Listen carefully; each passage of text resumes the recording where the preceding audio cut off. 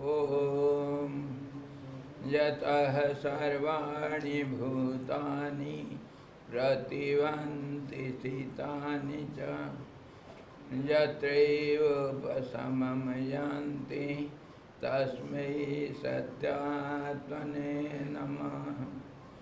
ज्ञाता ज्ञानं तथा ज्ञेयं द्रष्टा दर्शनदृश्यः कर्ता हेतुः क्रिया यस्मात् तस्मै ज्ञात्यात्मने नमः। स्फुरन्ति शिखरा यस्मात् आनन्दसाम्बरे वनो सर्वेषां जीवनं तस्मै ब्रह्मानन्दात्मने नमः। ब्रह्मानन्दात्मने नमः। वेदोदधिं समुन्मथ्य ज्ञानरत्नं समुद्रितं येन तस्मै वसिष्ठाय गुरुणां गुरवे नमः। वशिष्ठ जी भगवान की जय। सद्गुरु भगवान की जय। सच्चिदानंद भगवान की जय। शब्द ब्रह्म की जय। सरस्वती महारानी की जय। योग वशिष्ठ जी भगवान की जय।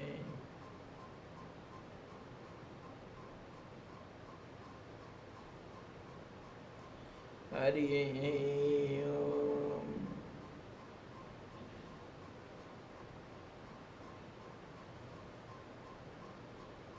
हम लोग योग वशिष्ठ का निर्वाण प्रकरण का पूर्वार्ध, इसमें 50वां सर्ग, जिसमें चूड़ाला और सिखिध्वज की कहानी है, उसको आलोचना कर रहे हैं। कल हम देखे थे चूड़ाला सिखिध्वज को समझा रही थी।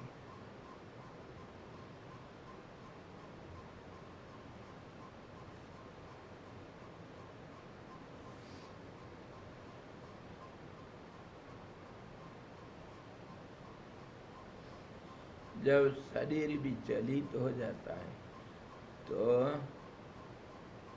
जो चित्त है वो मूलाधार में हमारे जो कुंडलिनी शक्ति है, कुंडलिनी शक्ति के बारे में हमारा बहुत गलत धारणा है। कुंडलिनी शक्ति पराशक्ति है, उसी का नाम माया, उसी का नाम पराशक्ति, मूल प्रकृति। वो मूलाधार में है, इसलिए वो मूल प्रकृति भी है। और वो सारा दुनिया को चेष्टा प्रदान करती हुई सब व्यष्टि जीव के शरीर में भी कार्य प्रणाली को चालू रखती है। और उसको वहाँ पर बैठ कर के जब चित्त उसके साथ भोक्ता मैं हूँ अहंकार के रूप में कुंडलिनी शक्ति के साथ एक बन जाता है, तब फिर वो सारा शरीर को विक्षुब्ध कर देता है और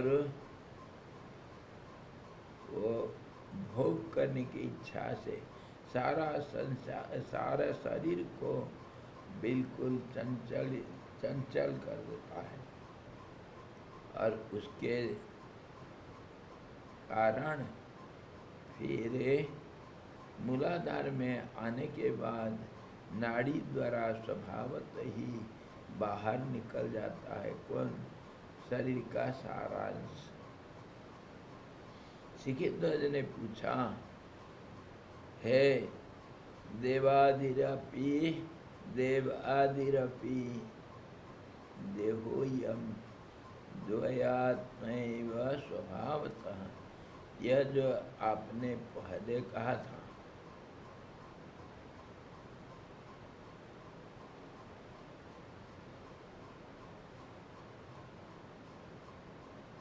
स्वभावतः कहा था। देवता भी हो, चाहे मनुष्य, चाहे इतर जन के कोई भी शरीर हो, वहाँ पर देह में द्वयात्मैव स्वभावतः दो रूप में सारा काम चलता है। एक तो चेतन शक्ति और एक जड़ शक्ति, ये दोनों मिल कर के सारा काम करते हैं। जड़ शक्ति मतलब शरीर, इंद्रिय, मन, बुद्धि, चित्त, अहंकार, प्राण, ये सारे इकट्ठे, ये एक जो समूह है, और वो समूह फिर इस शरीर में नाना जगह पर पंचक के रूप में रहता है। पंचक 5 तन्मात्रा इकट्ठा हो करके सारे जो बाह्य स्पर्श करते हैं इंद्रिय का विषयों के साथ, उसी से सुख दुख आदि वो भोक्ता रूप में भोग करता है। कौन शरीर भोग करता है, उसको चेष्टा प्रदान करती है वो कुंडलिनी शक्ति, वह परमात्मा का स्वभाव है। स्वभावतः वो जो स्वभाव शब्द कहा था चुड़ाला, उसको शिक्षित ध्वज पूछ रहा है, स्वभाव किसको कहते हैं? हम गीता में भी इसी स्वभाव के ऊपर, कर्म के ऊपर विचार कर रहे हैं, और यहाँ भी वही बात है। एक बात आप याद रखना कि कहीं भी जाओ चीज़ तो एक ही है। कितने भी शास्त्र हो, अलग अलग शास्त्र, अलग अलग ढंग से, अलग अलग शास्त्र के रचयिता मतलब अनुभवी लोग, मतलब ज्ञानी लोग जो परमात्मा का दृष्टा है। अखंड मंडलाकारम व्याप्तम येन चराचरम तत्पदम दर्शितम येन। दर्शितम मतलब देखे हैं, देखे मतलब अनुभव भी किए। तो इस रूप से वो चेतन स्वभाव के रूप में, जड़ स्वभाव है उसका, जड़ स्वभाव फिर शरीर के, जड़ शरीर के रूप में सारे कर्मों को करता है और भोगता भी है।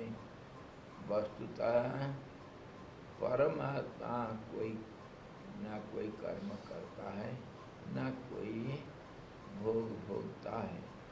यद्यपि उसका स्वभाव जो है, वो स्वभाव कैसे है उसके अंदर हम आज विचार करेंगे। स्वभाव से ही सारा कुछ होता है।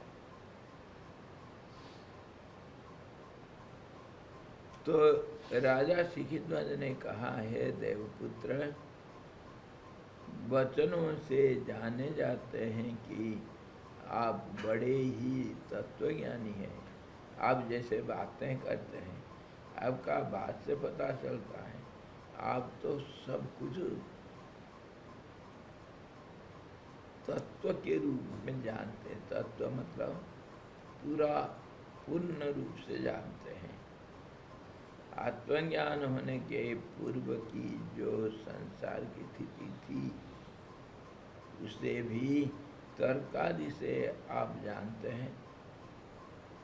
आत्मज्ञान के पहले संसार का जो स्थिति थी, सबका होता है।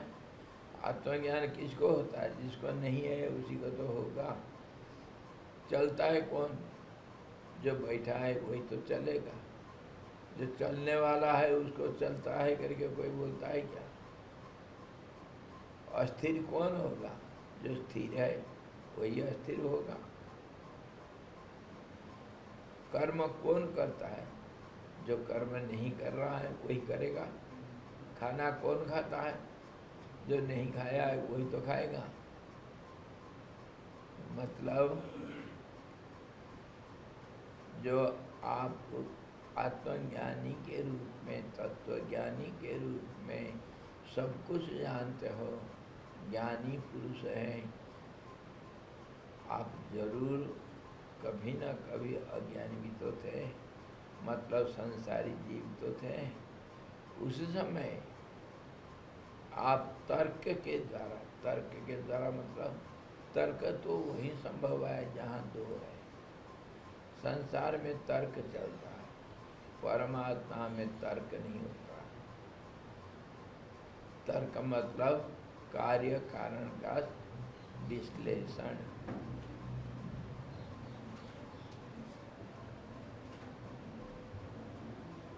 तो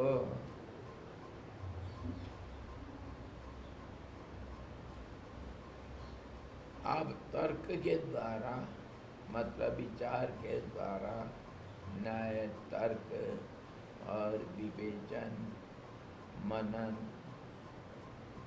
और निध्यासन इत्यादि वो कौन करता है? जिसको अज्ञान है, जिसको कुछ मालूम नहीं, कोई तो करेगा, साधक करेगा, मुमुक्षु करता है। मुमुक्षु जो मुक्ति पाने के लिए इच्छा करता है, तो इच्छा कौन करेगा? जिसको मुक्ति नहीं है वही तो मुक्ति के लिए कोशिश करेगा।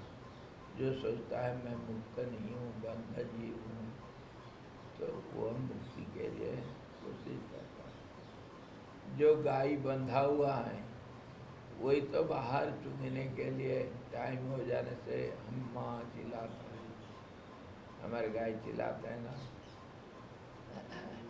2 बज गया तो एक बछड़ा वो चिल्लाएगा बाहर निकालो।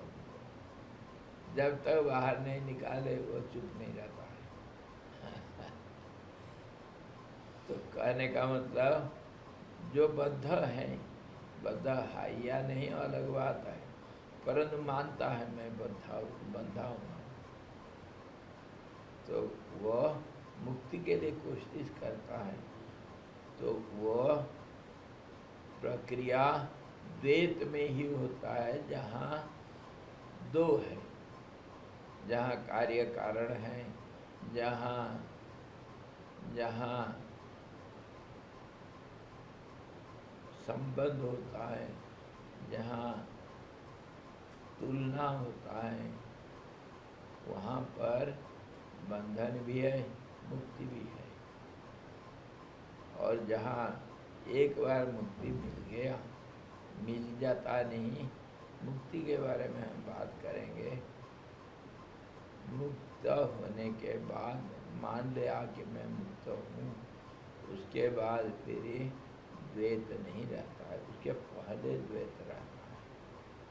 तो वही उसी बात को वह शिखिध्वज दोहरा रहा है कि जो संसार की स्थिति थी, संसार मतलब द्वैत, उससे भी तर्क आदि से आप जानते हैं, तर्क मतलब मनन विचार। इसीलिए आप कृपा कर बतलाइए कि स्वभाव शब्द से क्या कहा जाता है? स्वभाव किसका नाम है? कैसा है? क्या स्वभाव होता है? चुड़ाला इसके ऊपर समाधान देगी। तो इसके पहले हमको विचार करना है कि ये पूर्व स्थिति, संसार का स्थिति किसको कहते हैं, और ये तर्क क्या चीज है?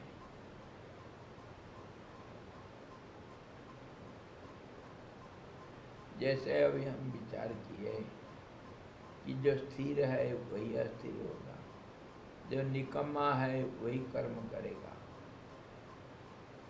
तो जो अंधकार में है वही आलोक का अपेक्षा करेगा। ये अंधकार मतलब क्या होता है, संसार मतलब क्या होता है, इसको अच्छी तरह समझना चाहिए। इसको समझ जाने से फिर स्वभाव क्या चीज़ है वो हम समझ सकते हैं आसानी से, जो चुड़ैला आगे जा करके समझाइए। द्वैत होता है क्या? द्वैत होता है आपका छाया प्रतिबिंब जो दर्पण में दिखता है वो द्वैत बन गया। आप ही एक थे, अभी दो बन गए। एक तो मूल रूप से आपका जो बिंब है, बिंब मतलब जो वस्तु एक शरीर है, आकारभूत कोई वस्तु है, उसका प्रतिबिंब दर्पण में देखा गया, तो वही जो एक था वो अभी दो हो गया। दो होने के बाद फिर वो एकता का अपेक्षा हमेशा करेगा। कैसे? प्रतिबिंब में क्या देखते हो आप? अपने को देखते हो ना, तो अपने को देखना जो भाव साथे साथ पैदा होता है वही हुआ द्वैत से एक अद्वैत में जाना। वो प्रतिबिंब आपका परछाया है, आप जो करते हो वो प्रतिबिंब वही करेगा। वही करेगा मतलब आपका अनुसरण करता है। तो प्रतिबिंब जो द्वैतात्मक है वो एकता प्राप्ति के लिए तुरंत ही चेष्टारत होता है। इसको हम कहेंगे स्वभाव। दो रह नहीं सकता है, कभी नहीं रह सकता है दो। दो एक बनने के लिए, दो मतलब अनेक भी है, दो से तीन चार जो कुछ होगा, दो मतलब अनेकता। हम व्याकरण में तो देखते हैं दो मतलब बहुवचन होता है। बहुवचन का नाम क्या है? अर्थ क्या है? बहुत है। बहुत का अर्थ क्या होता है? कोई नंबर नहीं है, लिमिटलेस, लिमिटलेस, असंख्य। तो इसी प्रकार जैसे ही आपका प्रतिबिंब आपको अनुसरण करना उसका स्वभाव है, जो आप करोगे, आप तिलक लगाते हो तो प्रतिबिंब तिलक लगाता है, और प्रतिबिंब जड़ है लेकिन चेतन के माफी व्यवहार करता है। जड़ होता हुआ चेतन का अनुसरण करने से चेतन के जैसे दिखता है, परंतु है ही नहीं चेतन। इसी को कहते हैं चित्त जड़ ग्रंथि। चेतन जो है जड़ के साथ एक बन गया समझो। आप जो करते हो प्रतिबिंब वही करेगा ना, या और कुछ कर सकता है? तो उसी का नाम है गांठ पड़ गया, दोनों एक ही बन गए। चित्त जड़ ग्रंथि, ये शरीर ऐसे ही एक किसी का प्रतिबिंब मात्र है, वो प्रतिबिंब दिखाई नहीं दे रहा है। दर्पण क्या जाने कि प्रतिबिंब कौन है? प्रतिबिंब क्या जानेगा? लेकिन प्रतिबिंब अज्ञानवश बिंब का अनुसरण करता है। अज्ञानवश बिंब को मालूम नहीं मैं क्या कर रहा हूँ, क्या नहीं कर रहा हूँ। इसी को दूसरे भाषा में उदाहरण के रूप में कठपुतली का डांस बोलते हैं। सूत्रधार और कोई है वो दिखता नहीं, पर कठपुतलियाँ वो नाचते, बोलते हैं, खेलते हैं, कूदते हैं, सब कुछ करते हैं। उनको कुछ मालूम नहीं, पर अक्सर तो दिखता है।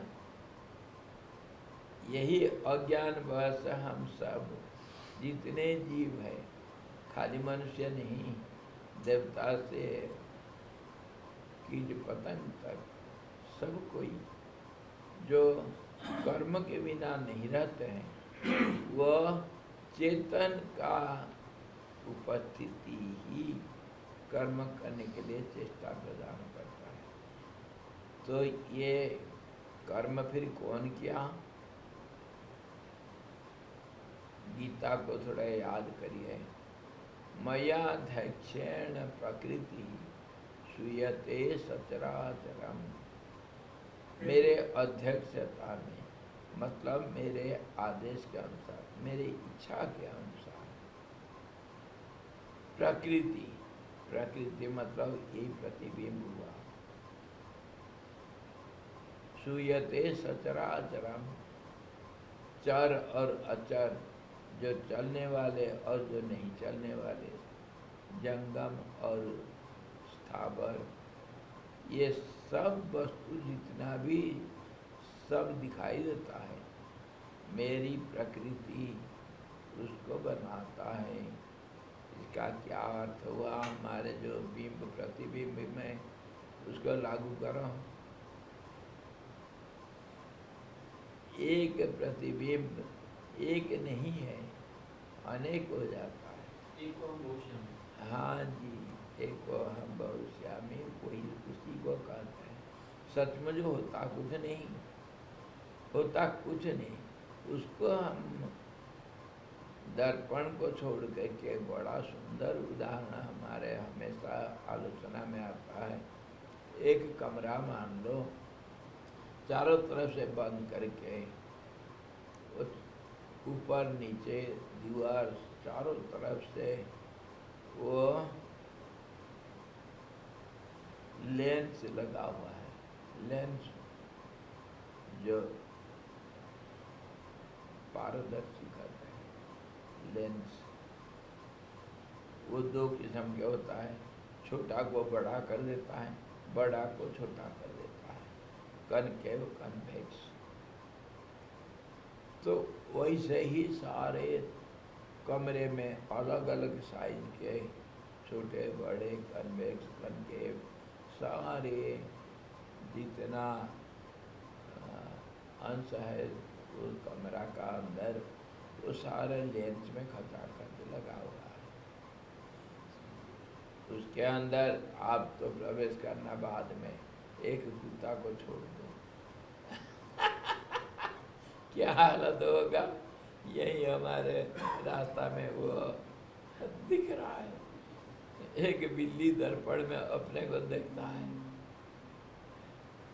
इधर चिड़िया करके कितने बार वो जो बाहर कांच में हाँ चोंच मारते रहते हैं, बंदर आकर के अपने साथ लड़ते हैं। और कहानियाँ आप सुने होंगे, वो जो खरगोश और शेर का कहानी सारे सारे जीव को एक एक करके शेर खाता था रोजाना। जब खरगोश का बारी आया, वो इतनी देर में आया जान बुझ करके। खरगोश बड़ा चालाक होता है, तो शेर बड़ा गुस्सा में था, क्यों रे क्यों आया देर से? ना महाराज मैं क्या करूं, मैं तो बहुत पहले आ गया था। दूसरा एक शेर मेरे को पकड़ लिया रास्ता में, मैं क्या करूं? अच्छा दूसरा भी कोई है शेर इस जंगल में? हाँ हाँ महाराज, वही तो हम मेरे को पकड़ लिया था। तो कहाँ है वो? चलिए मेरे साथ, मैं दिखाता हूँ। उसको ले करके एक कुआं के पास पहुंचा दिया। देखो इसके अंदर ही बैठा है वो, आपको देख करके छिप गया। देखो जब शेर पानी को देखता है, उसका परछाया को समझा ये दूसरा शेर, और वहीं कूद गया और मरा। तो ऐसे ही समझो हम लोग अनंत दुख का भागीदारी होते हैं। हम कुएं का शेर को हमारा दुश्मन मान लिए हैं। तो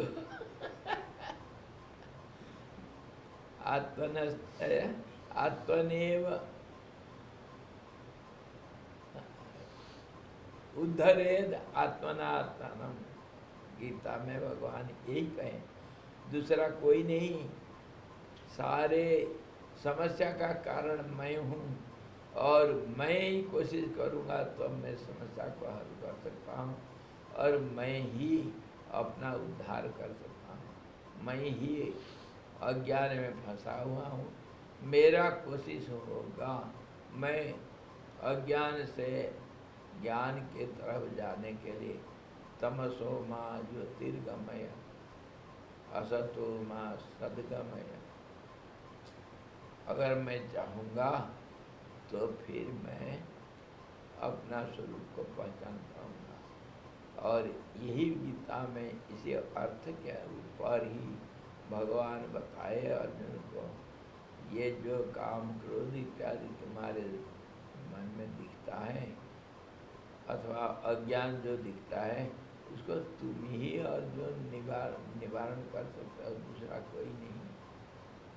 कितना भी थ्योरी आपको मिल गया, गंगोत्री ऐसा है तैसा है, इतना टेम्परेचर में डिफरेंस आता है, वहाँ ऐसे ऐसे लोग रहते हैं, ऐसा जीव रहते हैं, ऐसा ये वनस्पतियाँ होते हैं उधर, वहाँ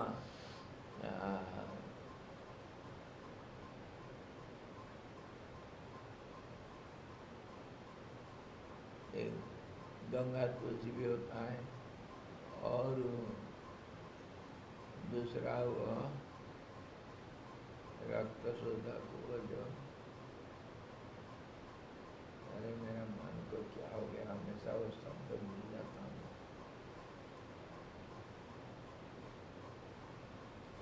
वो जड़ी बूटियाँ होते हैं सब, ये सब आप जान लिए, सारे सूचना आपको मिल गया, क्या आप उसका ज्ञान प्राप्त कर लिए? आपको ही चलना पड़ेगा गंगोत्री तक। जब गंगोत्री पहुँचेंगे तब आपको पता चलेगा जड़ी बूटियाँ कैसे, जीव जंतु कैसे, रहने वाले कौन हैं, क्लाइमेटिकल कंडीशंस क्या है, ये सब चीज़ें आप अनुभव करेंगे। खाली थ्योरी से कुछ नहीं होता है, चलना तो आप ही को पड़ेगा। आपके लिए दूसरा कोई भी चले जाए आपको वो ज्ञान नहीं मिल सकता। तो कहने का मतलब जब तक अपने आप आपको उद्धार करने के लिए, ये दुखमय संसार से उद्धार करने के लिए कोशिश नहीं करोगे तब तक तुम्हारा उद्धार नहीं हो सकता है। कोई नहीं दिला सकता, दूसरे सब कारण बन सकते हैं लेकिन कार्य नहीं बनेंगे। कार्य तो तुम्हें को बनना पड़ेगा, तुम ही कारण जब बनोगे तब तुम कार्य के रूप में देखेगा अपने आप को। उसी का कहा उद्धरेत आत्मना आत्मनम, अपने आप को उद्धार करना पड़ेगा। क्लास में फेल हो गए तो दूसरे कोई बच्चा आपके लिए पढ़ करके अपर क्लास में जाना नहीं हो सकता, कभी नहीं हो सकता। फेल हुए तो 10 बार फेल हो गए, कोई बात नहीं, प्रयास तो आप ही को करना पड़ेगा। इसी प्रकार जो लेंस हाउस में आप घुस गए तो क्या देखेंगे आप, कितना प्रतिबिंब देखेंगे और कहाँ देखेंगे।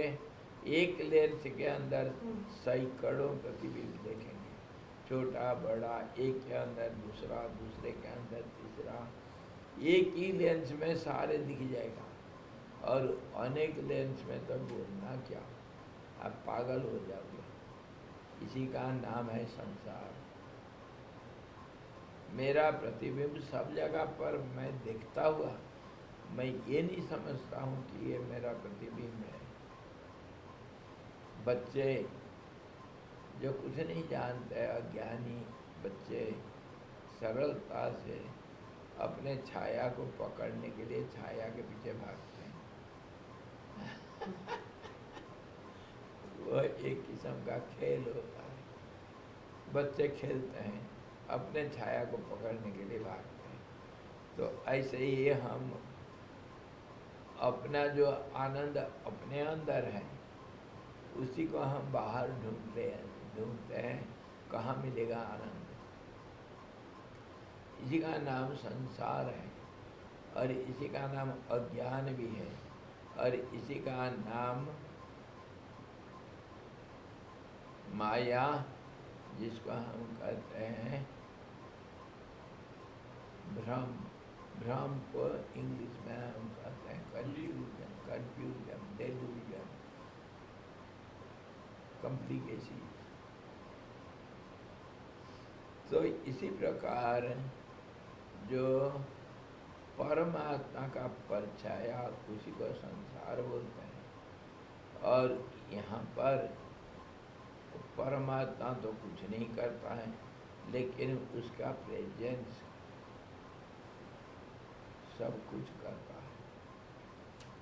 उनका होना ही ये सारा चीज दिखाई देगा। और कहाँ दिखता है? अपने अंदर अपने आप को दिखता है। जैसे एक लेंस में अपना परछाई को दूसरे लेंस में पड़ा हुआ परछाई को फिर दोबारा प्रतिबिंब होकर अपने अंदर वो लेंस दिखता है। अपना जो प्रतिबिंब पहला था, वो प्रतिबिंब दूसरे लेंस में प्रतिबिंबित हुआ, और वहाँ से फिर इस लेंस में, पहला लेंस में फिर प्रतिबिंबित हुआ। ऐसा सब में अनेक बार हो रहा है, एक बार नहीं। यही कारण है एक में अनेकता, अनेकता में एकता। एक ही प्रतिबिंब था, अभी सैकड़ों बन चुका है। वो बनने के लिए कोई प्रक्रिया नहीं होता है, क्योंकि वो है ही नहीं, इसीलिए कोई प्रक्रिया का जरूरत नहीं पड़ता है। प्रतिबिंब मतलब कुछ नहीं है, उसके लिए कोई प्रक्रिया नहीं है। इसीलिए एक के बाद दूसरा होगा अथवा इकट्ठा होगा, उसका कोई उत्तर नहीं है। Whether the creation is created in sequence or it is all of a sudden, there is no answer. It is neither created nor it is non-created. ये दिख रहा है कुछ, तो उसके लिए किसके बाद क्या या इकट्ठे सब दिख रहा है, इसका कोई मतलब नहीं, ये कोई सवाल नहीं है, और इसका कोई उत्तर नहीं। जैसे देखोगे ऐसे ही है, क्योंकि हम एक के बाद दूसरे को देखते हैं, इसीलिए हमको कहना पड़ेगा एक के बाद दूसरा बना है। पहला आकाश, उसके बाद वायु, आकाशात वायु, ऐसा कहा गया है। आकाश से वायु का उत्पन्न हुआ, लेकिन सचमुच नहीं। भाषा का जो लक्ष्य अर्थ जो है, लक्ष्यार्थ है, उसको समझना चाहिए। भाषा का कोई अर्थ नहीं होता है। जैसे कोई पेड़ के ऊपर कोई फूल खिला है, तो उसको हम दिखाने के लिए अपना अंगुली दिखा करके बोलते हैं देखो देखो वो मैग्नोलिया में एक सफ़ेद फूल खिल गया है। कहाँ है स्वामी जी? तो मैं अंगुली कैसे दिखाऊंगा, लेकिन मेरा अंगुली फूल नहीं है। अंगुली फूल को दिखाने के लिए एक निमित्त कारण बनता है। हमको तो देखना है फूल, अंगुली को नहीं देखना है। तो ऐसे ही जितना हम भाषा प्रयोग करते हैं, इसको संसार का नाम भी, नाड़ियों का जाल तो हम देख लिए शरीर के रूप में, और शब्दों का जाल को भी संसार कहते हैं। शब्दों का जाल से बिछा हुआ है, और शब्द और कुछ नहीं, शब्द तो भाषा और कुछ नहीं, शब्द मात्र है। इसलिए संसार को शब्द से पैदा हुआ करके कहा जाता है। शब्द ब्रह्म कहा जाता है। इसी प्रकार यस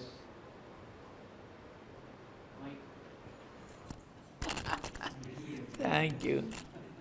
इसी को कहता है ज्ञान।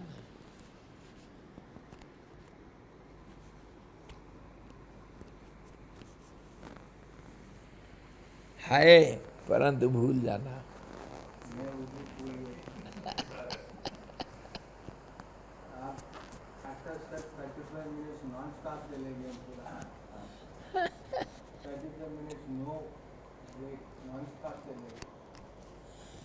मैं क्या करूं?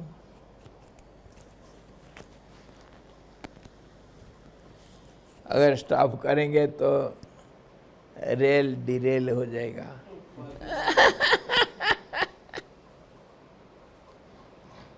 और इसी लेवल में मन इसको देख करके बोलता है, वो लेवल से ऊपर नीचे हो जाएगा। तो इस ढंग से जो हमारे दृश्य जगत संसार है, ये एक छाया मात्र है। और ये वो परमात्मा जो ज्ञान रूप, मतलब जो आलोक रूप, जो स्थिर है और जो वस्तु है, सचमुच वस्तु जो है, सच्चा वस्तु और सब वस्तु का प्रतिबिंब है, तो उसका होना ही ये प्रतिबिंबों का संसार का बनना है। जैसे आप अगर वो लेंस हाउस में होंगे तभी तो आपका अनेक प्रतिबिंब दिखता है। और वो कहाँ दिखेगा? आप ही का ही, आपके अंदर दिखता है, आप ही देखते हो। तो उसी प्रकार ये सारा संसार जो परछाया है वो परमात्मा के अंदर ही है। जैसे सारे रंग रंगीले चारों तरफ फैला हुआ जो वस्तुओं का प्रतिबिंब एक स्वच्छ स्फटिक मणि के अंदर दिखता है, परंतु स्फटिक मणि में कोई प्रतिबिंब नहीं है सचमुच, कि ना कोई रंग है ना कोई प्रतिबिंब है, दिखता है जो नहीं है। यहाँ आप बोल सकते हैं बाहर तो कोई और चीज़ है जिसका प्रतिबिंब दिख रहा है, लेकिन वो बात नहीं है। परमात्मा में वो बात नहीं, बाहर नहीं, अंदर नहीं, अपना प्रतिबिंब अपने अंदर दिखता है। वो कैसे? मान लो मैं आपको वो कांच का जो पेपर वेट दिखाता हूँ, कांच का बना हुआ चौकोरा घन, उसमें अपने अंदर ही ग्लोब है। वो ग्लोब कहीं बाहर से नहीं आया, रेखा है सब।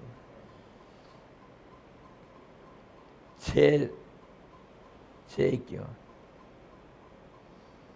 4 4 8 क्यूब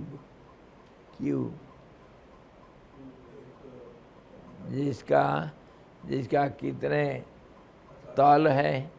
6 तो तल है, 4 2 6 तल है, लेकिन सरफेस 6 है, लेकिन 6 जो 24 लकीर से वो बना हुआ है। लकीर जो किनारा है वो तो लकीर ही है, वो उसी के अंदर है, वो तल भी उसी के अंदर है। ये जो गुण सब हम देखते हैं वो क्यूब का, कांच का क्यूब, उसके अंदर ही है, बाहर कहीं से नहीं आया। और उसका अपना ही प्रतिबिंब अपने अंदर दिखता है। ऐसे ही अगर गोल दर्पण ले लो, आधा गोल दर्पण ले लो, दर्पण का प्रतिबिंब दर्पण में ही दिखेगा। तो इसी प्रकार परमात्मा में अपना प्रतिबिंब ही एक या अनेक रूप में दिखता है, उसी का नाम संसार है।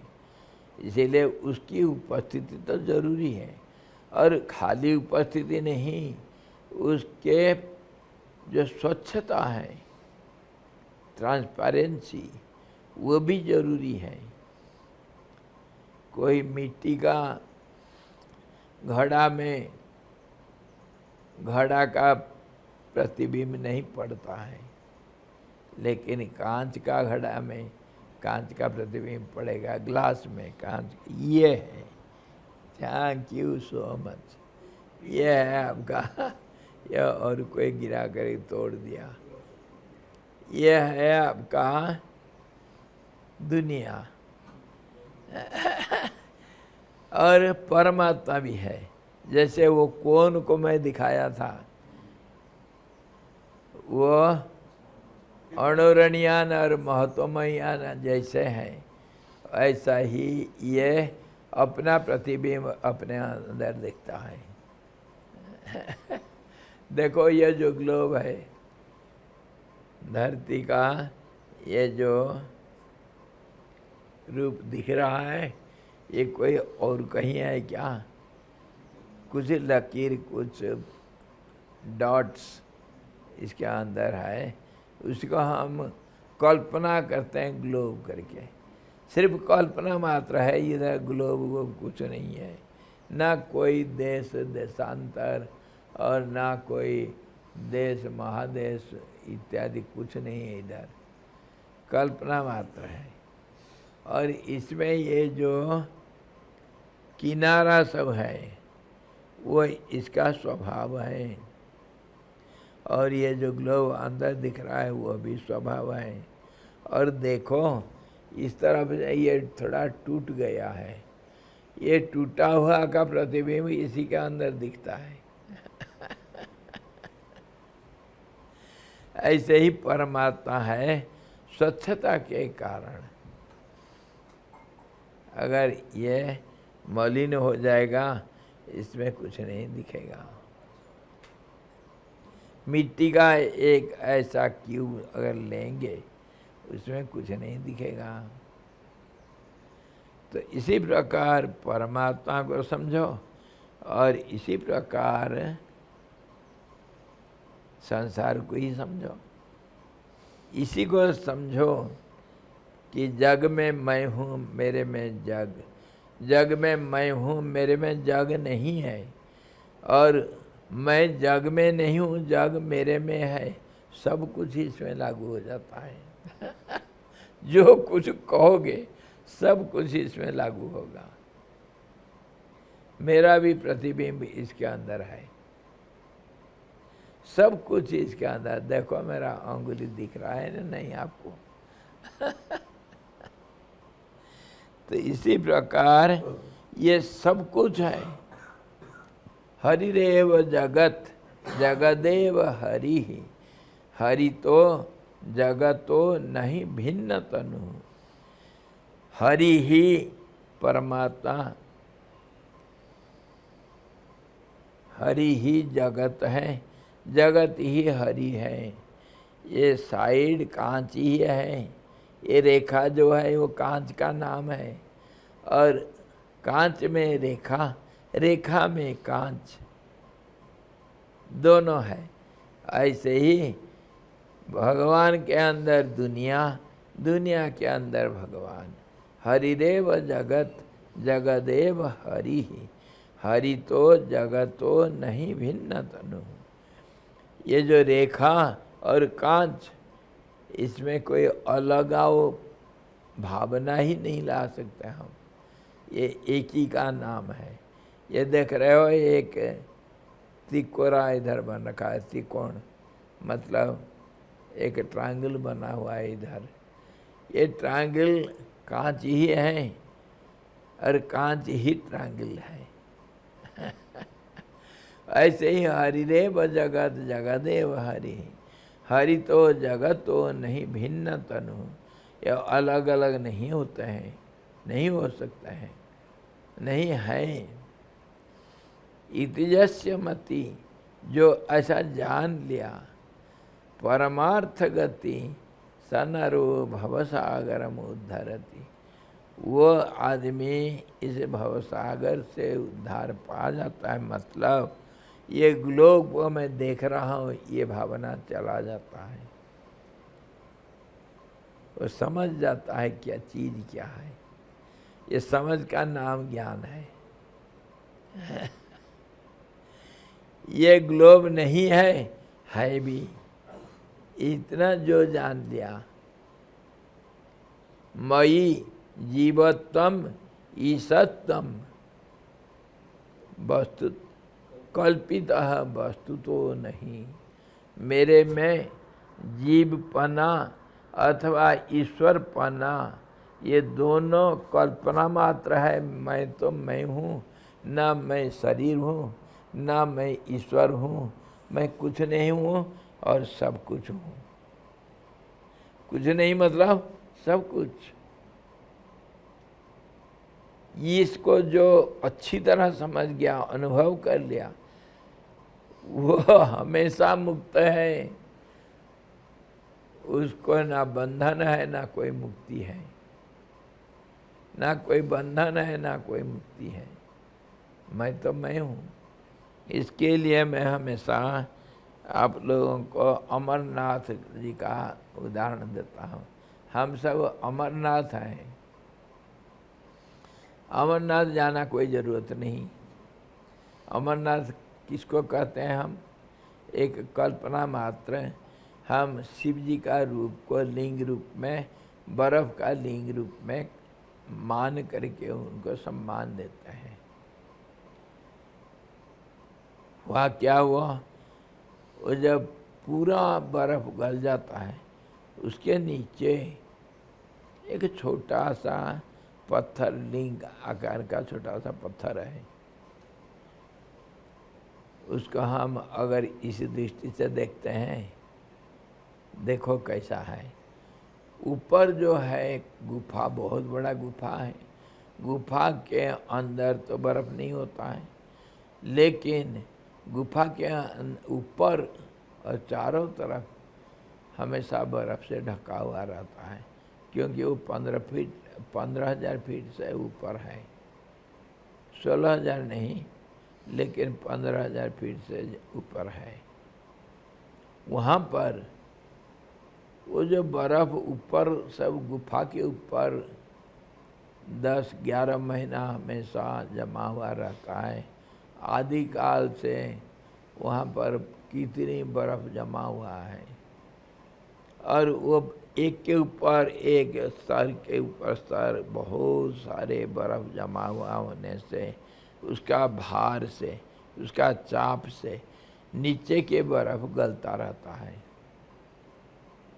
और वो गल करके वहाँ पर ठीक उस शिवलिंग के ऊपर एक कहीं पत्थरों में छेद है।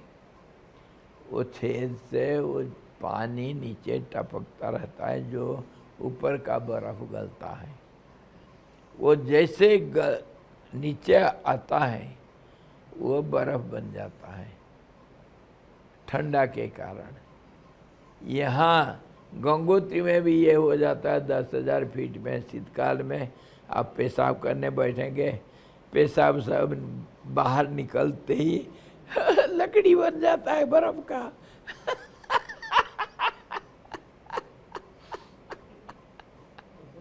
-30-40 डिग्री में चले जाता है कभी।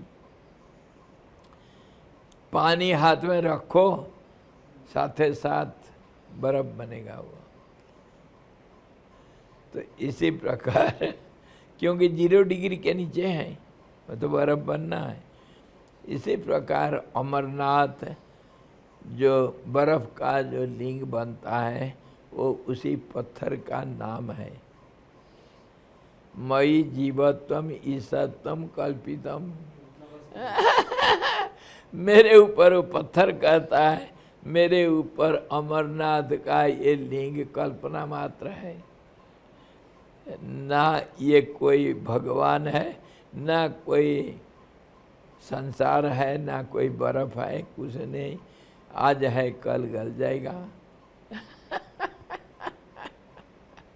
तो हमारे अंदर जो वो अहंकार एक है, वो सबको मान लिया, मैं शरीर हूँ, मैं मन हूँ, मैं प्राण हूँ, वो है कुछ नहीं, लेकिन सबको मान लिया है।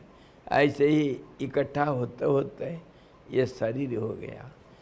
तो इसीलिए कहा गया शरीर किससे बनाया? मनः षष्ठानि इंद्रियाणि प्रकृति स्थानि कर्षति। मन जो नहीं है, कल्पना मात्र। जैसे शिवलिंग का कल्पना किया गया अमरनाथ में, वैसे ही हमारे अंदर वो अहंकार जो कल्पना रूप है, वो 5 भूतों को इकट्ठा करके अपने छठा बन करके 5 भूतों को कल्पनात्मक मूल कारण को ले करके 5 भूतों को ले करके वह एक आकार को बनाता है, उसको शरीर कहते हैं। और जैसे कल्पना करेगा वैसे ही शरीर बनेगा। और कैसे कल्पना करेगा? उसका पूर्व कल्पना के अनुसार करेगा। उसको हम स्थूल भाषा में वेदांत, ये जो शास्त्रीय भाषा में कहते हैं प्रारब्ध के अनुसार, लेकिन उसका एनालिटिकल जो दृश्य है वो कोई कुछ नहीं है। पहले जैसे सोचा था ऐसे ही सोचेगा। यथा पूर्वम अकल्पयत, कल्पना किया, जैसे पहले कल्पना किया था। कल्पना तो कल्पना मात्र है, उसका कोई लेन देन किसी से नहीं, किसी के ऊपर डिपेंडेंट नहीं, किसी के ऊपर आधारित नहीं है, अनकंडीशनल कल्पना जो नहीं है उसको हम कैसे भी सोचना, या उसी को तो कल्पना कहते हैं। मन भी ऐसे ही, कल्पना भी ऐसे ही। जो नहीं है उसका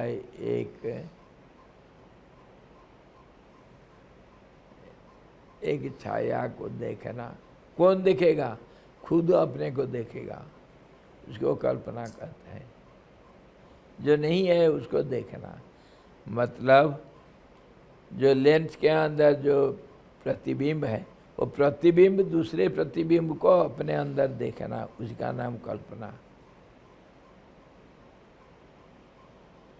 वो किसी के ऊपर निर्धारित नहीं, उसको हम स्वभाव कहते हैं। वो जो नहीं है वो दिखता है।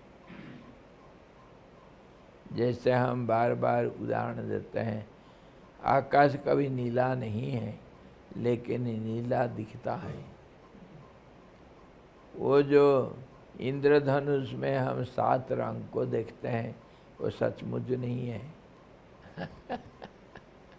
ऐसे ही मैं जो शरीर हूँ वो सचमुच नहीं हूँ। इतना जो जान लिया, उसको ना बंधन है ना मुक्ति है। और इसको नहीं जानना स्वभाव है। जैसे मैं अभी ये माइक्रोफोन को भूल गया था, ऐसा भूल जाना था। भूल जाने का नाम संसार। याद हो गया तो, होश में आ गया तो परमात्मा। और इसको दूसरे उदाहरण से हम समझ सकते हैं। मैं जब अपने हाथ को देखता हूँ, कभी कभी देखता हूँ इधर लग गया था वो चाकू, दर्द हो रहा है, अरे यार अभी भी दर्द है। मैं जब इसको देखता हूँ, पैर को भूल चुका हूँ। पैर मेरे को याद नहीं, और मैं मुझे को भी भूल चुका हूँ, मैं अंगुली को देख रहा हूँ। ऐसे ही परमात्मा भूल करके परमात्मा को देखता है, परमात्मा अपने को भूल करके अपने को देखता है। ये अंगुली क्या मेरे से अलग है? शरीर के रूप में एक अंश को देखता हुआ दूसरे अंश को नहीं देखता है, एक कल्पना मात्र है। और अपने को भूल करके अपने को देखना है, इसी को कहते हैं अज्ञान। मैं पैर को भूला, हाथ को देखा, और मैं ही पैर हूँ, मैं ही हाथ हूँ। सोनापना को भूल करके गला के हार देख लिया अपने को। जल को भूल करके बुदबुद करके वह अपने को देखता है। इसी का नाम संसार है, और ये स्वभाव है, इसी को स्वभाव कहते हैं। तो हम अभी ये जो संसार की स्थिति का बारे में बात कर रहे थे, संसार ऐसा है, ये पहले है, इसका नाम अज्ञान है, इसका नाम जीवत्वम, जीवपना, और इसी का नाम ईशत्वम भी है, ईश्वरपना। समझ गया तो ईश्वर, ना समझा तो बेवकूफ। क्या वो गाना जो ना समझे अनाड़ी है। क्या अनाड़ी? सब कुछ सीखा हमने, ना सीखी होशियारी। हाँ जी। इसी प्रकार अब चलो आगे चुड़ाला क्या कराए। राजा क्या प्रश्न किया था? आप तो तत्वज्ञानी हैं, संसार की स्थिति में पहले कभी थे और अभी ज्ञानी हैं, इसीलिए आप जो कल्पना करके अर्थात तर्क इत्यादि करके अर्थात मनन निधिध्यासन करके आप इस स्थिति को प्राप्त हुए, इसलिए आप कृपा कर बतलाइए कि स्वभाव शब्द से आप किसको क्या अर्थ को समझाना चाहते हैं? स्वभाव किसको कहते हैं? लगभग हम इनडायरेक्टली स्वभाव समझ गए, स्वभाव ही संसार है।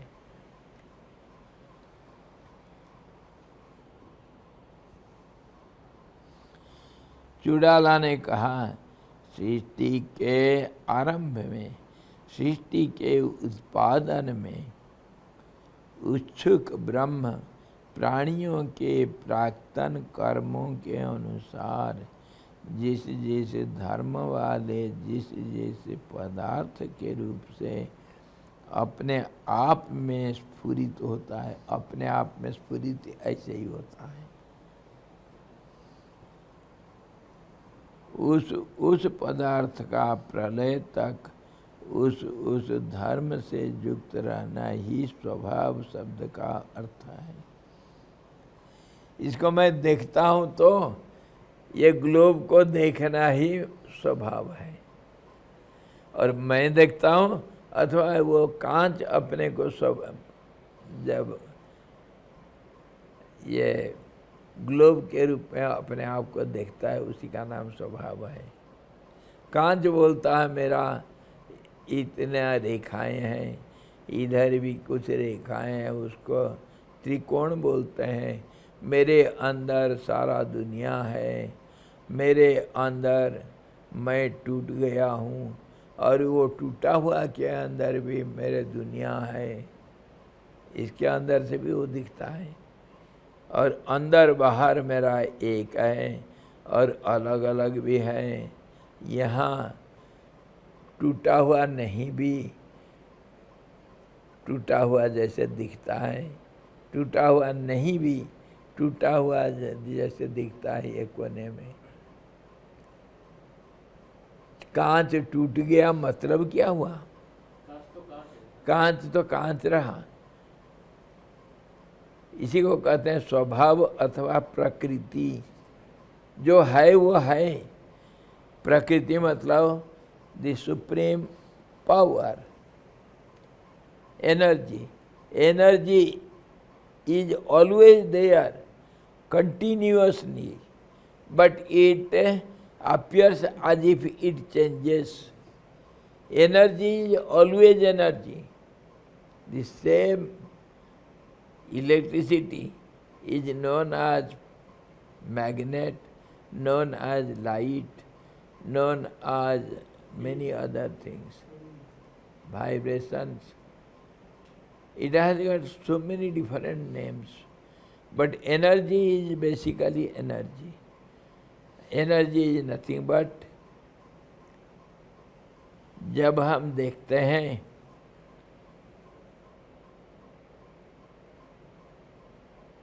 जल के ऊपर स्तर में लहरें, क्या जल कभी लहर बना? कभी नहीं बना। जल तो जल हमेशा है। दो किस्म का परिवर्तन हम दूसरे इस दुनिया में देखते हैं। एक तो अपना स्वभाव को छोड़ के दूसरे स्वभाव को ग्रहण कर लेता है। जैसे दूध दही बन जाता है, दही मट्ठा बन जाता है, मट्ठा मक्खन बन जाता है, मक्खन घी बन जाता है। लेकिन जल अपने स्वभाव को छोड़े बिना तरंग बनता है, आवर्त बनता है, लहरें बनते हैं, बुदबुदें बनते हैं। एक किसी ने कहा, लहरों से लहरें टकराते हैं क्यों? लाखों अरबों बुदबुदा बन जाते हैं क्यों? बन करके फिर बिगड़ते रहते हैं क्यों? सागर का तो स्वभाव ही यूं, इसी को कहते हैं स्वभाव। सागर का तो स्वभाव ही यूं, ऐसे ही है स्वभाव। इसी को कहते हैं स्वभाव। लहरों से लहरें टकराए, जल से जल टकराया और लाखों अरबों बुदबुदे बन गए। जल जल ही रहा, स्वभाव को नहीं छोड़ा। और फिर आवर्त बन गया। जल ही जल में रहा, लेकिन आवर्त बन गया। क्या कागज अपने स्वभाव को छोड़ करके ये शंकु बन गया? ये जो शंकु बना कागज, ओहो फट गया। फटो, ये भी फट गया तो क्या कागज नहीं रहा? और अगर ये शंकु बन गया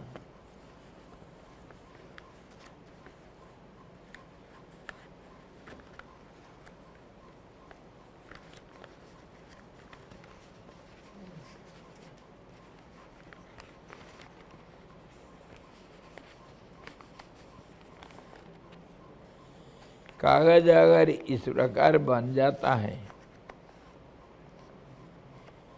तो क्या कागज लोहा बन गया या सोना बन गया? कागज तो कागज रहा, कुछ नहीं बदला।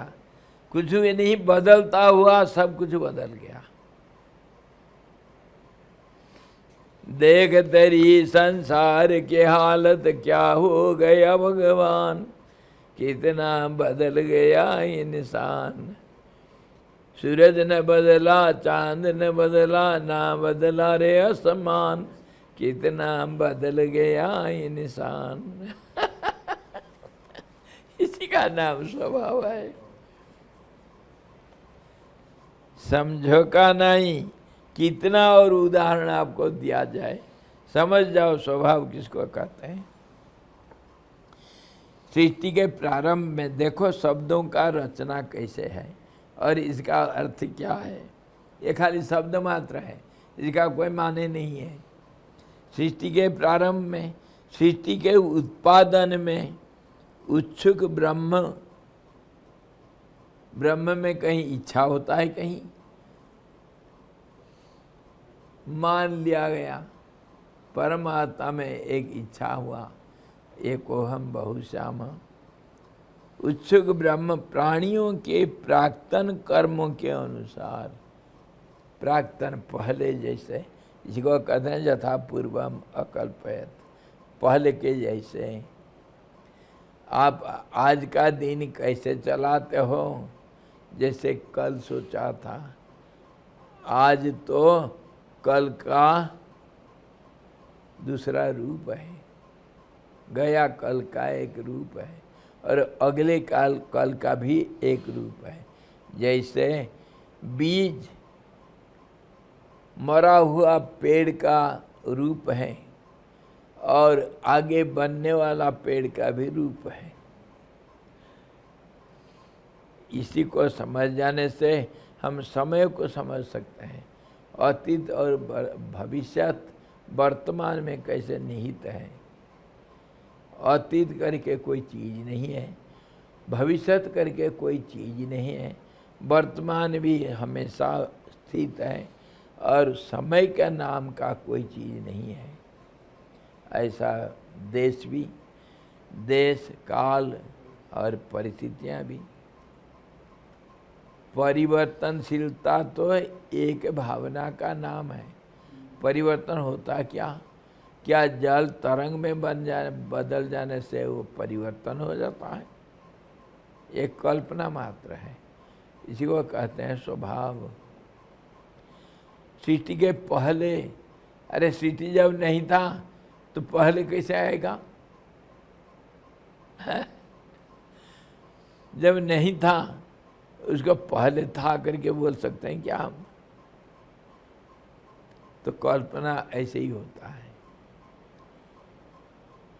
तो करे सृष्टि के प्रारंभ में जब परमात्मा, उसको परमात्मा कहो अथवा सृष्टिकर्ता कहो, एक ही बात है। कुछ बोलना है हमको। उत्पादन में उत्सुक ब्रह्म प्राणियों के प्राक्तन कर्मों के अनुसार जिस जिस धर्म वाले जिस जिस पदार्थ के रूप से अपने आप में स्फुरित होता है। ये जो क्यूब का हिंदी में क्या कहते हैं? ये एक घन जिसका 6 तल होता है, लंबाई, चौड़ाई और ऊंचाई। तो ये घन का सृष्टि के पहले क्या था? कांच था, है ना? अभी भी कांच है। इसी को कहा गया यथा पूर्वम अकल्पयत। पहले कांच था, अभी भी कांच है। कांच में कुछ नाम रूपों का कल्पना किया गया। ये कांच भी एक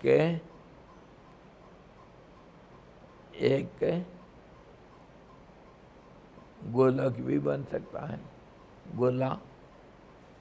और यही कांच भी एक त्रिकोणाकार प्रिज्म भी बन सकता है। तो कांच पहले भी था, अभी भी है। कांच सर्वदा है। इसको कहते हैं यथा पूर्वम। सृष्टि के पहले जैसे वो था, कांच था, उसे कांच को वर्तमान में कांच को रखता हुआ एक रूप दिया और इसको एक नाम दिया। इसी कांच का नाम इधर घन है, इसी कांच का नाम प्रिज्म भी है। प्रिज्म को हिंदी में क्या कहेंगे? नहीं जानते हो? प्रिज्म को अरे यार देखो, हाँ, गूगल आनंद सरस्वती को पूछो क्या बोलता है।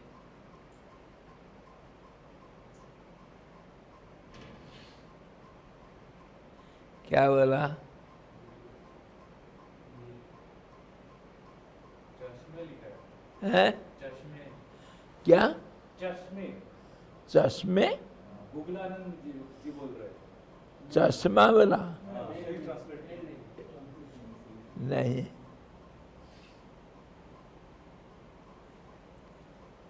चश्मा नहीं बोलता है। है?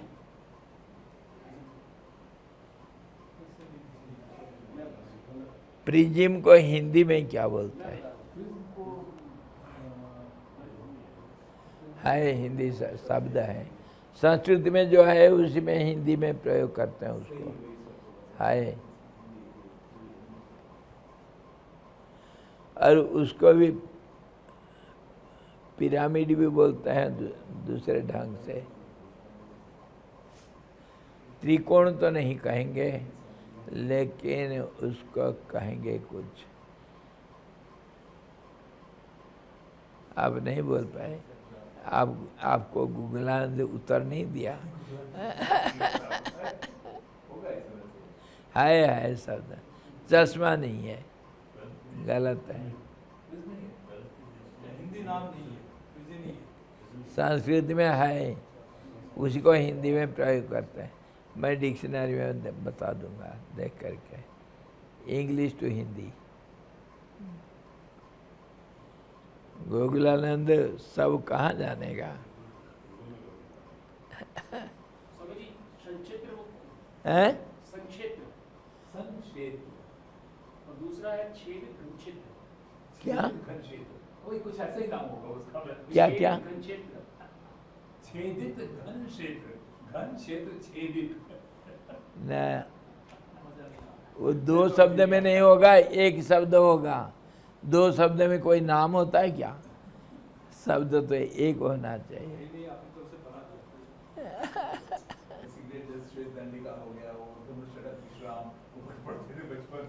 मैं बताऊंगा, देखूंगा, देखेंगे। हाय शब्द है, मैं भूल रहा हूँ।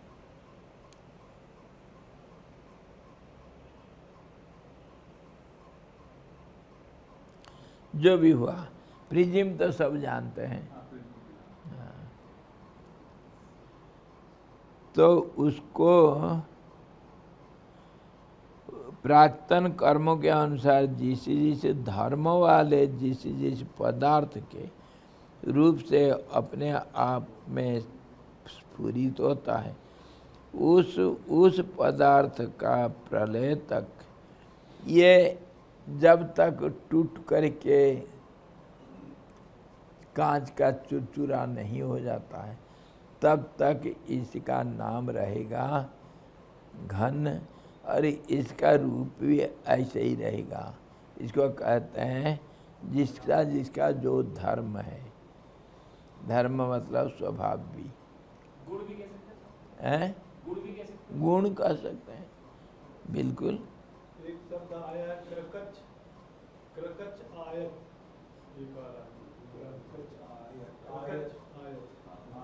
स्क्वायर हो गया और आयत। इसको कहते हैं आयत घन।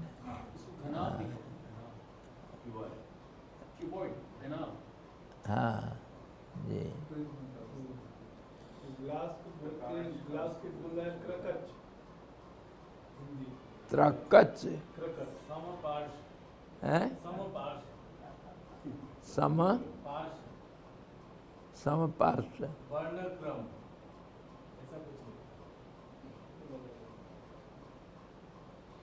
शब्द कुछ नहीं। ये सब ठीक नहीं, कुछ मनगढ़ंत नाम दे दिए। जैसे हमारे ये कैक्टस फ्लावर को बोल दिया क्या वो क्या बोला, पद्म। हमारे वो जो पहाड़ के ऊपर कमल होता है ना, ब्रह्म कमल बोल दिया। वो कैक्टस फ्लावर को कोई फोटो उठा करके दे करके गूगल में दे दिया कि ये ब्रह्म कमल है। इधर भी तो प्रीतम को स्वामी जी चश्मे लिखा हुआ है। अरे यार मनमानी, ऐसे ही तो दुनिया मनमानी है। अरे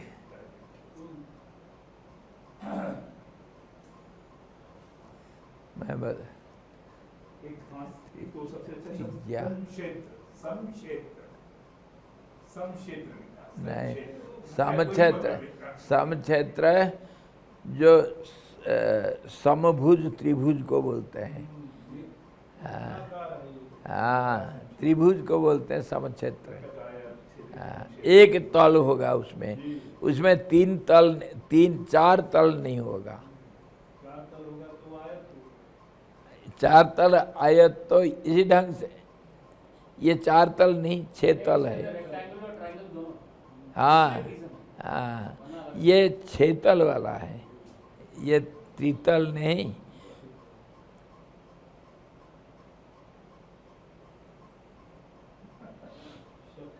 मैं बताऊंगा है शब्द एग्जैक्ट। तो इस समय जब तक ये प्रलय नहीं हुआ, जब तक इसका रूप और नाम पूरा नष्ट नहीं हो गया, तब तक ये इसी रूप में रहेगा। और उस पदार्थ का प्रलय तक उस धर्म से युक्त रहना ही स्वभाव शब्द का अर्थ है। इसका स्वभाव इस रूप में रहेगा। मतलब अभी जो हमको जो गुण दिखाई दे रहा है, क्वालिटीज, मतलब इसका आकार प्रकार और इसका जो धर्म है, मतलब ये स्वच्छता धर्म है इसका, ये आकार उसका धर्म है। प्रॉपर्टीज उसको धर्म कहते हैं। प्रॉपर्टीज को हम क्वालिटीज भी कहते हैं और नेचर भी कहते हैं। चुड़ाला ने कहा, हे प्रिय, सृष्टि के आरंभ में, सृष्टि के उत्पादन के लिए, सृष्टि का उत्पादन रचना के लिए उन्मुख हुआ ब्रह्म। उसको ब्रह्म कहो या ब्रह्मा कहो, एक ही बात है। अपने आप में जैसे घट कुंड पट आदि रूप से प्रस्फुरित हुआ था, उसी रूप से आज भी व्यवस्थित है।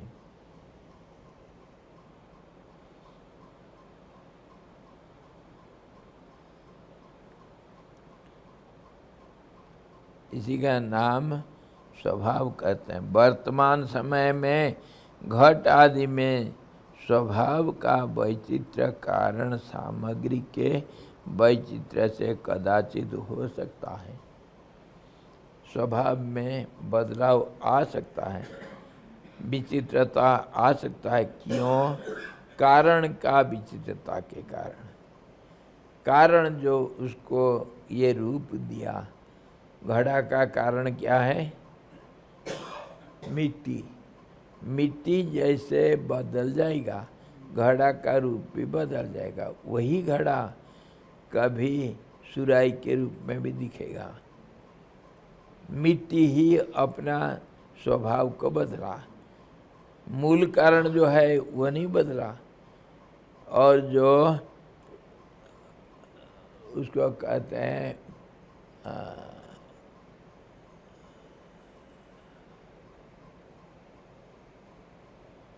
जो जिसके कारण से ये इस रूप को लिया, इसको कहते हैं क्या कारण?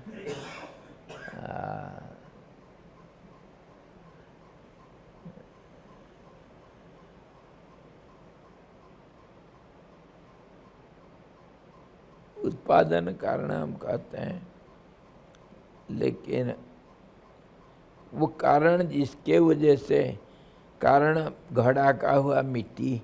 मिट्टी का स्वभाव जब बदला तो घड़ा का स्वभाव बदलेगा। ये सामयिक और ये इसी को कहते हैं रिलेटिवली, बदलता हुआ नहीं बदलता है।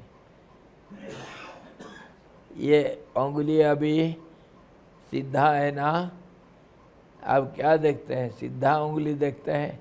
अभी क्या देख रहे हैं? उंगली नहीं बदला लेकिन टेढ़ापना बदला और क्वेश्चन मार्क आप देख रहे हैं। तो इसी प्रकार सृष्टि में कुछ भावांतर या स्वभावांतर दिखा जा सकता है, परंतु मूल स्वभाव कभी नहीं बदलता है। सृष्टि का मूल स्वभाव क्या होगा?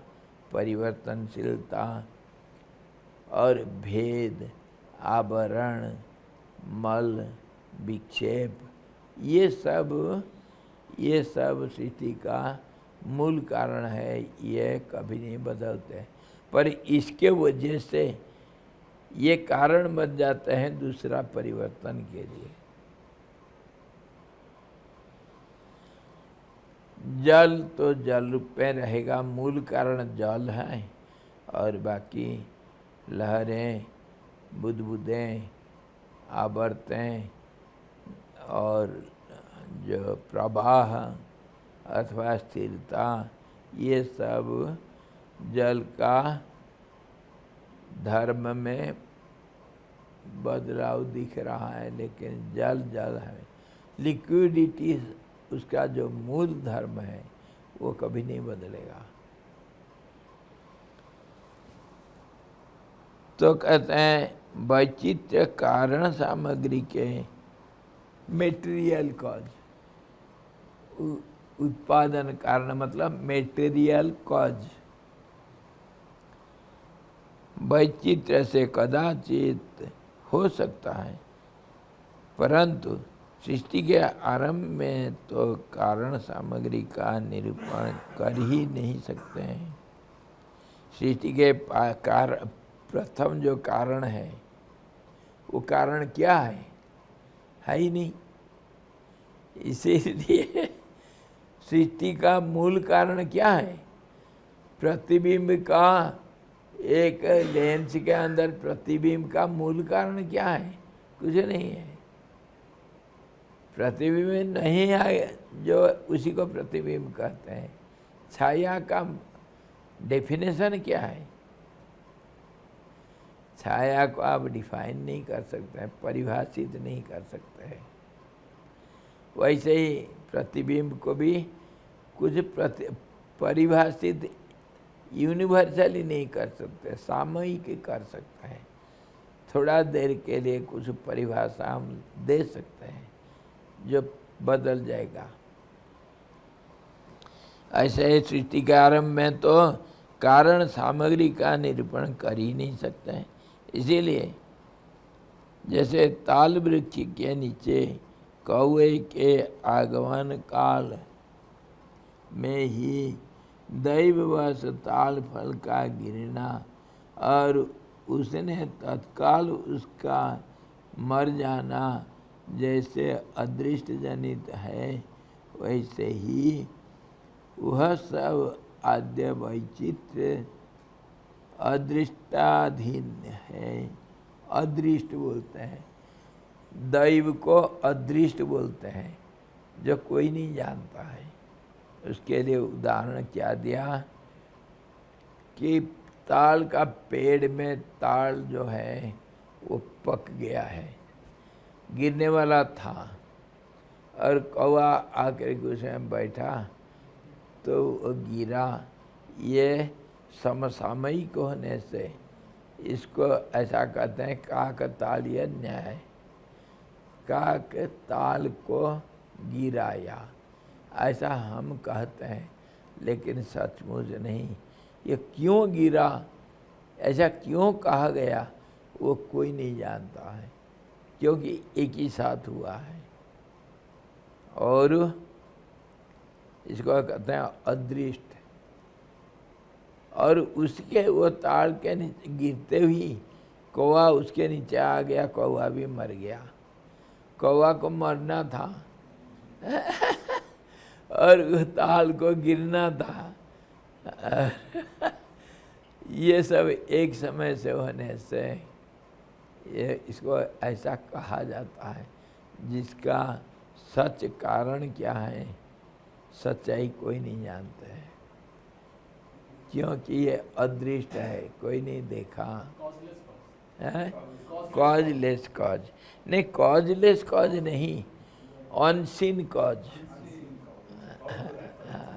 कॉज तो है बट अनसीन, अदृष्ट कहा गया ना।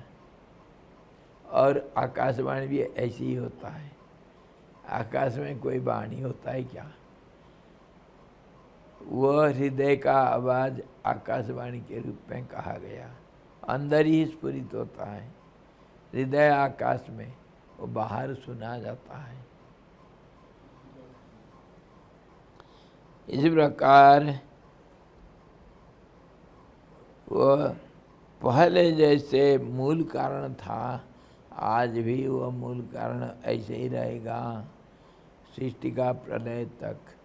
भावना जब तक खत्म नहीं हुआ तब तक वह भावना यथावत रहेगा। जल निम्नगामी होगा, ऊर्ध्वगामी नहीं हो सकता है। आप कहेंगे वो कैपिलरीज में ऑस्मोसिस प्रक्रिया से पानी ऊपर को कैसे उड़ता है? अगर ऊर्ध्वगामी नहीं होगा, है कि नहीं? एक गिलास में, कांच का गिलास में थोड़ा पानी लो, उसमें थोड़ा लाल स्याही डाल दो और सफ़ेद एक बारीक कांच की नली उसमें डाल दो। देखना धीरे धीरे वो रंगा हो गया पानी ऊपर उठेगा कांच का नली के अंदर। ऊर्ध्वगामी नहीं होता तो ये कैसा हुआ? हाँ, मरकरी चढ़ता है, ये कैसा होता है? पेड़ में जो जड़ में रस ऊपर कैसा उठता है, उसको ऑस्मोसिस प्रक्रिया कहते हैं। ये चाप के कारण, दबाव के कारण, वायु का दबाव जब जल के ऊपर हुआ तो वो जल धीरे से ऊपर उड़ता है। वहाँ बारीक नली में उठेगा, मोटा नली में नहीं उठेगा। क्यों? मोटा नली में उसके अंदर का जो वायु है उसका चाप उसको दबा कर रखेगा। बारीक नली में जो वायु का चाप होता है वो उसको दबा कर रखने के लिए अक्षम होता है, इसीलिए वो ऊपर उठता है चाप के कारण। जैसे भी होगा, ये फिजिक्स का लॉ सब है। तो ये सारे काकतालीय न्याय से होता है। परिवर्तन दिखता है लेकिन परिवर्तन सचमुच नहीं।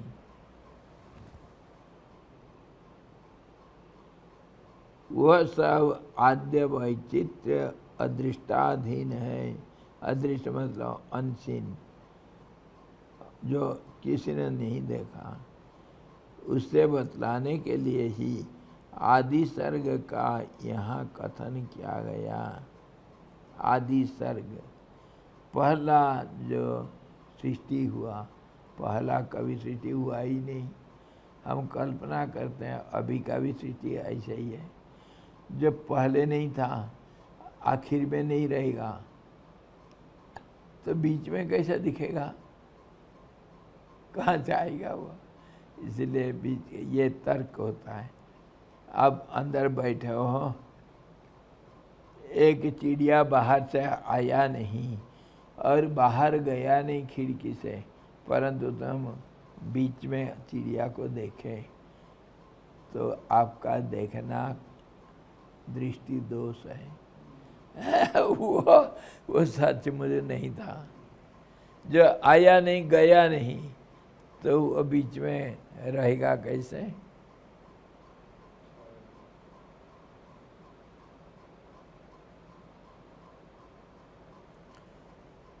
और आप इसी प्रश्न को परमात्मा के ऊपर भी बोल सकते हैं। हम तो माया के ऊपर बोलते हैं, सृष्टि के ऊपर बोलते हैं। सृष्टि पहले नहीं था, बाद में नहीं रहेगा, तो वर्तमान में सृष्टि नहीं है, ये तर्क है। इसी तर्क को परमात्मा के ऊपर भी लगाओ। अनादि अनंत है, ऐसा कहा गया है। पहले नहीं था, आखिर में नहीं रहेगा। आखिर में नहीं रहेगा, अनंत का अर्थ नहीं। अनंत का दो अर्थ है। जिसका अंत नहीं, अनंत है, न अंत अनंत। उसको किस ढंग से हम समझेंगे? दो ढंग से समझेंगे। जो नष्ट हो गया उसका अंत हो गया, अनंत हुआ। अंत नहीं, क्योंकि दिखाई नहीं दे रहा है। अच्छा, और दूसरे रूप से सदा है, इसलिए उसका अंत नहीं। तो परमात्मा के ऊपर सवाल करते ही हम दूसरे बात करेंगे। तुम्हारा बैल मारा क्यों? दूसरा किताब बोला यूँ। पहला क्या था? बैल को बैल मारा, क्या तुम्हारा क्या हमारा। ये कहानी जानते हैं ना? ये एक मंत्री का, एक वजीर का एक सांड था, एक किसान का एक सांड था। तो किसान का सांड, कभी लड़ाई हुआ दोनों का, तो किसान का सांड मंत्री का सांड को मार दिया पूरा। तो किसान डर गया, अभी तो मंत्री मेरे ऊपर जुर्माना ठोक देगा, मैं क्या करूं? ये एक प्लान किया।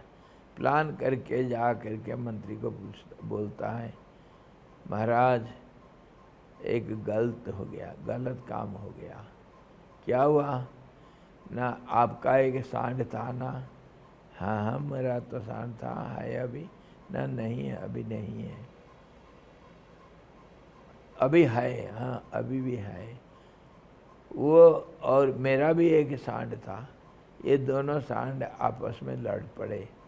ये तो होता रहता है। तो आपका जो सांड था ना, वो मेरे सांड को मार दिया।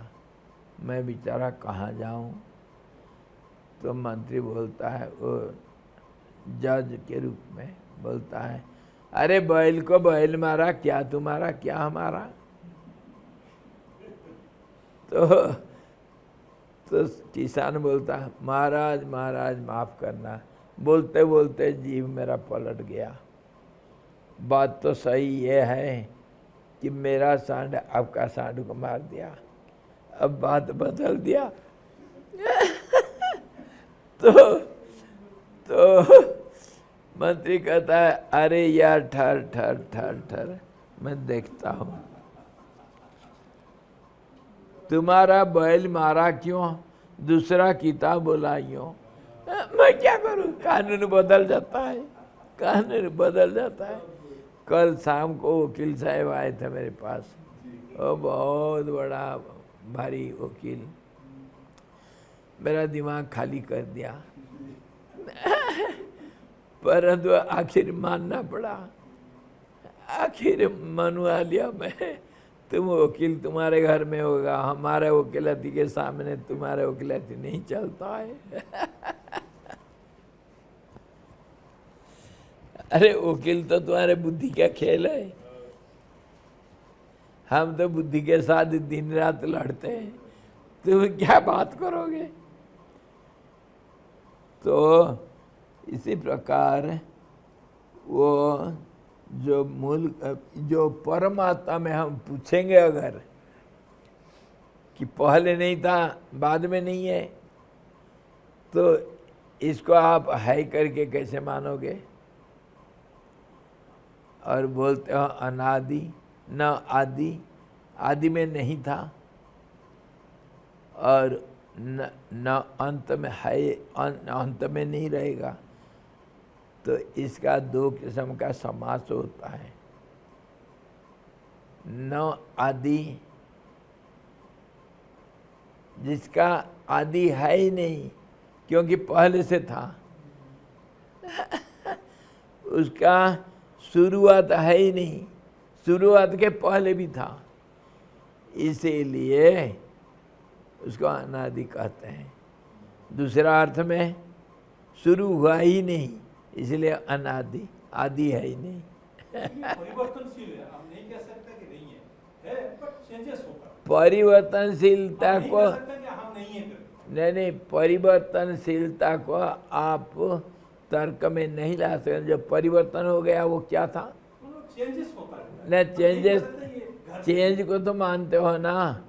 चेंज को जब मान लिया कोई वस्तु को नहीं मान सकते हो, क्योंकि वो बोलते ही बदल चुका है, वो बदल चुका है। क्या है? वो बदल चुका है। उसको हम कैसे देखते हैं? देखो, उसको हम कहते हैं, परमात्मा का नाम संधिमान, संधिमान इसको कहते हैं। परिवर्तन होता नहीं, परिवर्तन दिखता है। ये देखो, परिवर्तनशील ये है। स्थिरता को हम परिवर्तनशील कहते हैं, क्योंकि हम देखते हैं अलग अलग। पहले सफ़ेद देखते हैं, फिर सोनाली, फिर सफ़ेद, फिर सोनाली रंग, परंतु यहाँ उसका असली स्वरूप ये है। इसीलिए हमारे परिवर्तनशीलता को हम नहीं मानते हैं। कोई उसका अस्तित्व नहीं, जो है वो नहीं दिखता है, उसको कहते हैं परिवर्तन। जो है वो नहीं दिखता है, ये जो है वो किसी कारण से दिखता नहीं, ये है तर्क।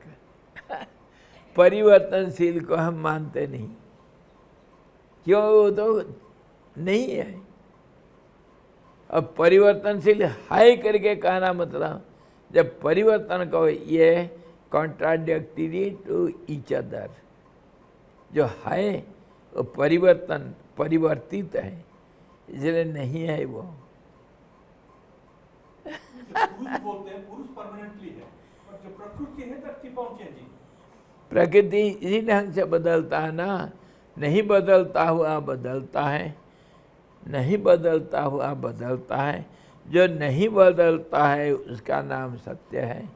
ये है जो कंटिन्यूअस है, हमेशा है, और जो बदलता है इसी प्रकार बदलता है। हमारे दृष्टि दोष के कारण बदलता हुआ देखते हैं, जो नहीं बदलता बैकग्राउंड में है।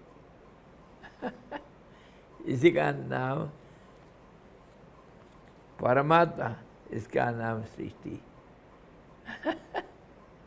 जो परमात्मा है वही सृष्टि है। हमारे सब में आजी कार्ड है ना इधर।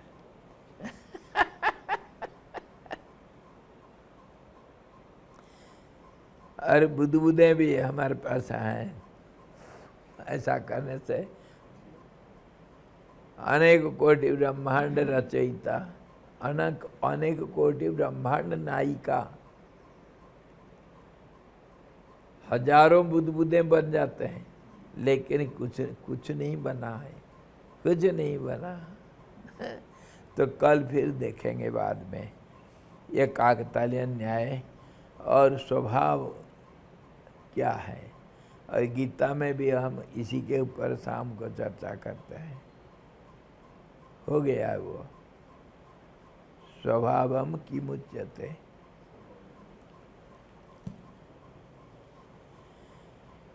कल देखते हैं, फिर झगड़ा करेंगे कल। हरि ओम पूर्णमदः पूर्णमिदं पूर्णात् पूर्णमुदच्यते पूर्णस्य पूर्णमादाय पूर्णमेवावशिष्यते। ओम शांति शांति शांति।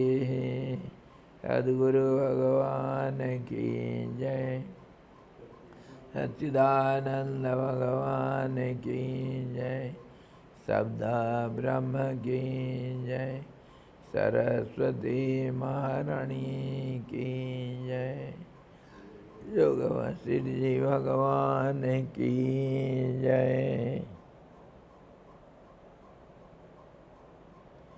हरि ओम।